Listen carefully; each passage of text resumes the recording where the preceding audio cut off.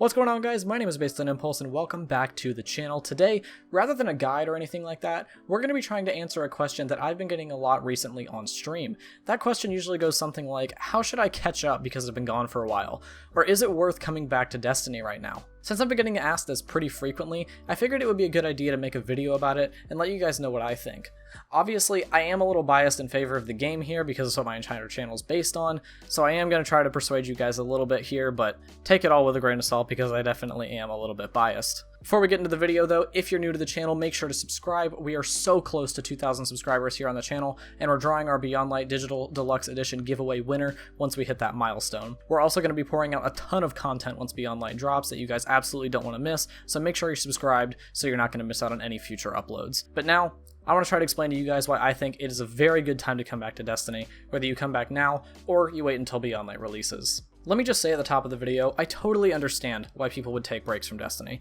I've definitely taken my fair share. You run out of things to chase, maybe you just play the game pretty casually and lose interest, maybe right now cheaters have deterred you if you're a Crucible player. There's a lot of reasons that could make you want to take a step back on your playtime. I know a lot of people who've stepped away recently because of the Beyond Light delay, which I think is totally valid. Personally, I took long breaks a lot during my time playing Destiny. I took long breaks a couple months into both Taken King and Rise of Iron in Destiny 1. I took a substantial break after Destiny 2 first launched, and I didn't come back until partway through the Warmind expansion, and I even took a pretty long break this year during the Season of the Worthy. But now, we're in an all too familiar spot for a lot of players that might be taking a break right now. A new expansion's drawing nearer, and you want to know if it's worth your time and money to jump back into the game. So let's talk about some reasons to come back. First, a substantial amount of the game is completely free to play. You probably heard about this, especially if you play on PC, since Destiny has pretty consistently been near the top of free to play games on Steam. Right now, the only things not available to free players are 4 of the raids, 2 campaigns, the dungeons, and some exotics. Even if you don't want to go all in and dump a lot of money on the expansions, paying the small amount of just $10 for the season will get you a lot of content. Next season's going to have some great story beats based off what we heard about in the Vidoc a few days ago as well, and that's only going to cost you $10. When Beyond Light releases, free-to-play players will have access to all planets in the game, including the new destination Europa and the revamped Cosmodrome, and you'll also get access to the Strike, Crucible, and Gambit playlists. You can see the full list of paid versus free content that we're getting with Beyond Light in this graphic that Bungie released alongside the Vidoc. So if you're wanting to give the game a bit of a test drive before you really dive back in all the way, you're going to have a lot of content available to you for literally no charge at all just to test the game out. The free-to-play player experience is also getting a massive overhaul with the release of the new expansion. The Cosmodrome is returning from Destiny 1 as the starting area for new players, and you'll actually have a new NPC/vendor named Shaw Han there to help you out. Shaw Han will teach you everything you need to know about being a Guardian. Testing out weapons, how engrams and the progression systems work, and learning how to use the UI to navigate quests and bounties. If you're someone who hasn't touched Destiny 2 at all, Bungie is making the entry point for Destiny much more palatable to you. Some more great news is that for Xbox players specifically, Destiny 2 is on the Game Pass, or rather, the expansions are, since the game is free. Xbox players who have the Xbox Game Pass have access to both the Forsaken and Shadowkeep expansions right now at no extra charge, and they'll also get immediate access to Beyond Light on November 10th, also at no additional charge. If you have the Game Pass, I'd recommend jumping back in and giving the game a shot, because it literally won't cost you anything extra to access all the content the game has to offer. The only thing you might have to pay extra for is if you want the season pass. I know one thing that can deter a lot of players from trying out the game, or returning players wanting to give it another shot,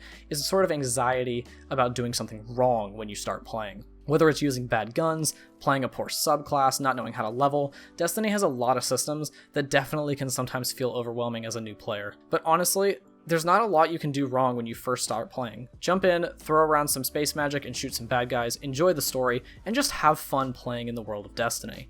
Figuring out all that other stuff will come in time and will also be explained much better in the revamped New Light experience in November. Bungie is encouraging players to play their way as much as they want, and that's pretty evident with how the game's evolved this year. You get gear rewards from every activity, and there's countless objectives based on your playstyle to help you out with getting some better gear. Bungie also stated that in this week's TWAB, that powerful rewards will be getting a little bit of a facelift, and you'll be able to continuously rerun activities you enjoy like Crucible or Strikes to continue getting powerful gear drops. But Mr. YouTuber man, what if I only play Crucible? Yep, you get gear when you level. What about Strikes? Same thing. Gambit? I don't know why you're playing Gambit, but if you enjoy it, yeah, you can get gear there too. The most important thing as a new or returning player is getting an understanding of the game systems. There's no need to worry about meta or endgame tactics right as you're jumping back in. Next up, this game and community is very homey, and what I mean by that is that the developers care about their player base and making the game the best that it can be for us. I think that's really well summed up in this clip from the most recent Vidoc. Destiny is just a really incredible world, and there are so many stories for us to tell. We have a lot to look forward to, beyond Light, then the Witch Queen, and then Lightfall, and all the seasonal content between. We feel like we've got a really great way to bring people together. Working through COVID and working through some of the other turmoil in the world right now has been really challenging. I have to admit, I've been pleasantly surprised with how well we've been able to get things done. We're committed to your characters and your community of players. We want to meet you where you are. I think the thing that excites me the most about Destiny's future is how much it's rooted in where we come from. Bungie cares, and they're dedicated to taking this game beyond its limits. Just this year, we've gotten a new model of continuous content updates, an evolving world, support for players to play on any platform with their friends via the new cross-save feature, along with cross-play on the way probably next fall. They've also given us much clearer communication this year from the devs on the decisions that they're making and why they're making them. Bungie did something that they've never done before as well by giving us a roadmap of the major expansions for the next 3 years, not to mention that we're going to be getting seasonal content drops between those expansions as well. So if you're looking for a game with an established direction with a lot of content to dive into as well, Destiny 2 is where you want to be. They're committed to this game through and through, and they listen to the community and take both positive and negative feedback in stride to make the game the best that it can possibly be. I wouldn't want any other developer in charge of this game. The community around this game is also super welcoming of new players. Sure, the veterans pick on you guys from time to time. I've done it. It's just what happens. But there are definitely a lot of people on Twitch, YouTube, or even the LFG sites that are willing to teach and help out new players, myself included. This game has an awesome community, alongside a developer that does everything they can to support that community. Another reason to come back is that the game is getting some great new systems as well as facelifts to some already existing ones. The Destiny Content Vault, or DCV for short, launches with Beyond Light. If you haven't heard about the Content Vault, here's the quick rundown. The DCV will allow Bungie to retire current content from the live game, as well as bring back old content with some changes. With Beyond Light's release, the current Destiny 2 destinations, Mars, Mercury, Io, Titan, and the Leviathan, will all be going away, and the Cosmodrome will be returning in a revamped form from Destiny 1, like I said earlier. The Vault of Glass raid will also be making a reappearance out of the Content Vault later in the year. When content goes into the Vault, though, it's not permanently gone. There's always the option for Bungie to change it up and bring it back to us at a later date. This means that any old Destiny 1 content is now fair game to bring into Destiny 2. So if you love Destiny 1, but weren't the biggest fan of Destiny 2 when it launched, you might want to see about giving it another shot. Armor also got a massive overhaul with the release of Shadowkeep to clean up modding and stats, but one of the biggest issues people had with that system was having to have a certain element on your armor, i.e. Solar, Arc, or Void, in order to use specific weapon mods like Shotgun Scavenger, Fusion Rifle Loader, Auto Rifle Targeting, those sorts of things. Well, Bungie's doing away with that, and the weapon mods can now be slotted into any armor piece. We're also getting a new armor mod slot with the release of Beyond Light called the Combat mod slot, which will allow you to use seasonal mods like the Warmind Cell or Charged with Light mods. This slot will appear on all legendary armor acquired after Beyond Light's release, as well as any exotic armor that you already have on you right now, or any that you acquire after the release of Beyond Light. We're also getting Transmog for armor, which will allow you to turn any armor piece you earn into an ornament. As I'm writing the script for this video, we actually just got confirmation from Luke Smith that this will be based on your collections, meaning that you don't need to hoard armor pieces in your vault waiting for Transmog. Once you unlock an armor piece, it's eligible for an ornament. We don't know exactly what the process is going to be to turn an armor piece into an ornament, but Destiny is still back. We're also getting sunsetting for weapons and armor, which will allow Bungie to create more powerful weapons without having to worry too much about power creep.